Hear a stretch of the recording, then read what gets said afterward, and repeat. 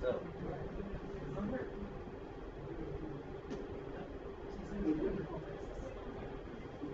do I start?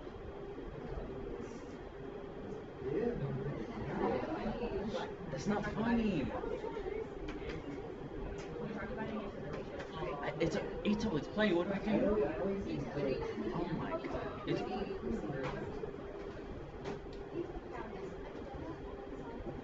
So it's gonna be like a video of just me standing here? 5 minutes?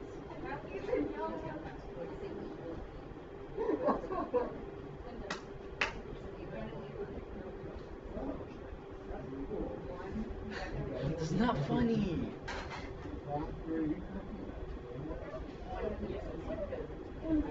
Well, good evening. This is Deven's vlog. I'm just gonna be standing here for exactly a minute. You know it's recording, right? I was just standing here for a minute. Good afternoon, Ms. Casillas. Today I will be presenting you my integrated math 2 PoL for semester 1.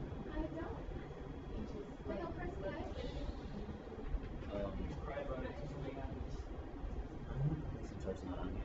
Well, no, it was on here when I put it on. When I was checking it on there. I don't know where it went. Okay. Well, my homework completion charts are supposed to be right here. On my homework completion chart, I've completed 100% of my homework, and when I did check my answers. Whether it was when you assigned the homeworks that were given on your DP, and you gave the answers as well. So after I finished those assignments, I would check my answers. When I did understand most of them. When I didn't, I would ask questions. I'd email you, or I'd ask for a friend's help. When I didn't understand something, like I needed clarification, I would come and ask you, or I would ask friends as well again. This is my assessment scores chart. Most of my tests I got either a C or like a low B. I kind of think I improved a lot this semester, well, this beginning of the year, because from the beginning of the year, I didn't do as well as on my tests that I think I could have done. Most of my tests were incomplete, actually. People who helped me were people like Celine, Cody. I would ask you questions as well. Towards when I started realizing my grades on my tests were getting lower and I could do a lot better, that's when I started coming in and asking you more questions. And then I would even do a retake every now and then if I felt like I could have done better on a certain level. My improvements this semester were probably just overall trying a lot harder, because like I said, this beginning of the semester I wasn't too good. Like I was more like, oh, it's just math, like I don't really care for it. But then after I started seeing how low my grade is in your class, I thought that I should try something new and actually try it and like get to know it and understand it. And with that, I asked other people, like I started asking more and more questions, attended office hours a couple times, and I did take a retake on a test that I got an incomplete on, and I brought it up to a B on that test.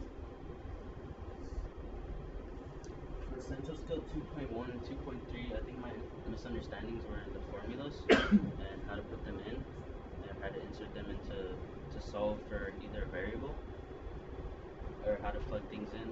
Also, definitions was another thing.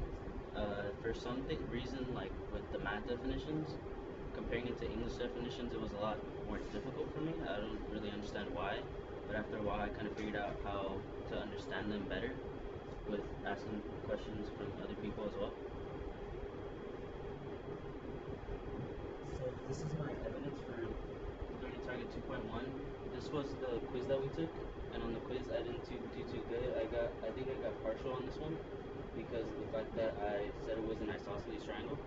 But then on the test, when you kind of ask the same question but multiple times, I did a lot better. I got the check on all of it. So that was a big improvement for me. For my evidence 2.3 on my test, same thing as well. Over here you ask the question to find two measurements, and that I didn't do good on. But as time progressed and I studied for it and quizzed myself and did practice problems, I essentially got a check for those, and I understood a lot better. I feel I deserve a B because, like I said, from the beginning of the year, I was downhill. Like, I started off really bad, but essentially I felt like I tried a lot more harder than I have, and I feel like next semester I'm willing to try a lot more harder and get that B, that C that I have right now to an A for the whole year, for the rest of the year.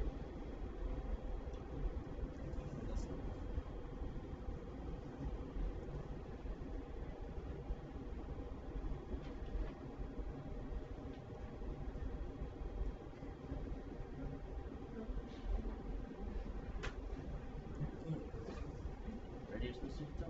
Alright, let's go. Alright, good afternoon, Mr. Yuto. Today I'll be presenting you my chemistry PoL for semester 1. The unit I will be talking about today is gases. I'll be explaining units 1A through 1E. For 1E, we just had to explain how air molecules move, whether they're in a solid, liquid, or gas form. So for solid, the molecules in a solid, they're very close and vibrate together, like in a table or in a laptop or the screen of a laptop. For liquids, they move, but not as rapidly, and some sort of stick together at times too, and they still kind of float around every now and then. And then also for gases, as you can see, they move rapidly around. They go in different directions. Not one is glued to the other, and they float around everywhere. For 1.B, using the ideal gas law to find pressure, temperature, and volume. Basically what this is you would get a question and it would state whether you had pressure, volume, or the temperature, and depending on what you had or didn't, let's say you had your pressures and you had your pressure start and your pressure finish, and then you had your temperature start and your temperature finish, but you didn't have your volume start or volume finish, what you would do was you would plug in everything that you had, and then you'd solve for what you didn't have.